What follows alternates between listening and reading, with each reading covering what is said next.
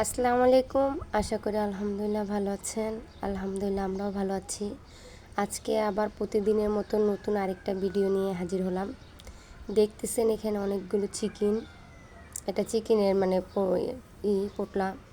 তাই হ্যাঁ, আজকে কি মেহমান আসবে নাকি কি সমস্যা, কিসের জন্য চিকেন রান্না করতেছি? আপনারা সবাই কমেন্ট করে বলবেন তো যে আমি বলার আগে আপনারা কিভাবে বুঝলেন যে আমি কিসের জন্য, কি বুঝলেন যে কিসের জন্য রান্না করছি। তাই যে এখানে গ্যাসের চুলাটা জ্বালিয়ে নিচ্ছি। এখন যদি সকালে নাস্তা খাওয়া হয় নাই, তাই চিকেনটা ভিজিয়ে আমি এখান দিয়ে চা আবার রুটি ছেঁকে নিব। তাই চা বসিয়ে দিয়ে আরিয়ানের সাথে কথা বলতে সময় চাটা পড়ে গেছে। তাই যে এখানে রুটিগুলো ছেঁকে নিচ্ছি। আমি সবসময় রাত্রি রুটি বানিয়ে রাখি, সকালে তাহলে খুব কম ঝামেলা হয়। তাই যে এখান দিয়ে রুটিগুলো ছাঁকা হয়ে গেলে আমি নাস্তাটা সেরে তারপরে দুপুরে রান্নাবান্না করব। তাই এই যে এখানে ডিম পোস্ট করে নিয়েছি, চা বানিয়ে নিয়েছি এবং রুটি আমার জন্য নাস্তাটা রেডি করে নিয়েছি। এখন আমি নাস্তাটা খাবো, সাথে আরিয়ানের জন্য নিয়েছি। তাই নাস্তা খাওয়ার পর শেষ হয়েছে, চলে আসলাম রান্না করতে। এখন আর লেট করা যাবে না, তাহলে অনেকটা দেরি হয়ে যাবে।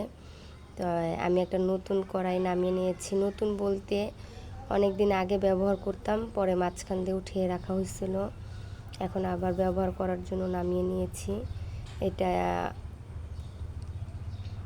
ভিতরে এখন মুরগিগুলো ভেজে নিব, কেননা এটাতে মুরগি ভাজলে খুব সুন্দরভাবে উঠে যাবে। এবং যেটা আমি রান্না করব হলো রোস্টও খুব সুন্দর রান্না হবে, এজন্য যেমন এটাতেই করছি।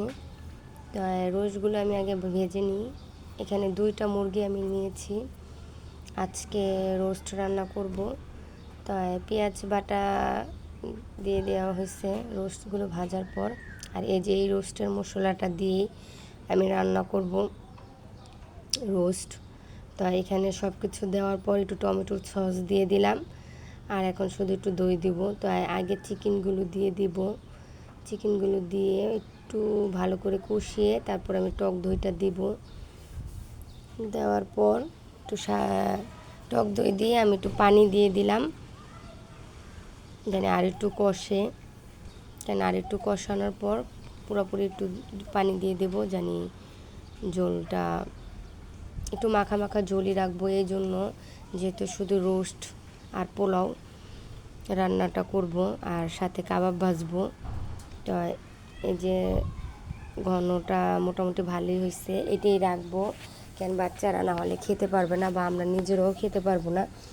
যদি অন্য কোনো কিছু করতাম তাহলে চিন্তা করতাম রোস্টের ঝোলটা আর একটু শুকিয়ে দিই।